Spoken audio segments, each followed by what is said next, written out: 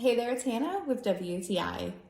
If you're like me and are always forgetting to blow out your candle, then you are going to love this candle warmer. These are seriously so smart if you are forgetful like me, or maybe you have pets in your home and you are worried about having an open flame, but you still want to enjoy your scented candles. This candle warmer makes it so easy. It has this 50-watt halogen bulb that will warm your candle from the top, and you'll get to enjoy all of the good smells without having to worry about a flame. And you can choose how bright or how hot you want this to burn, so you can really control the level of scent and light.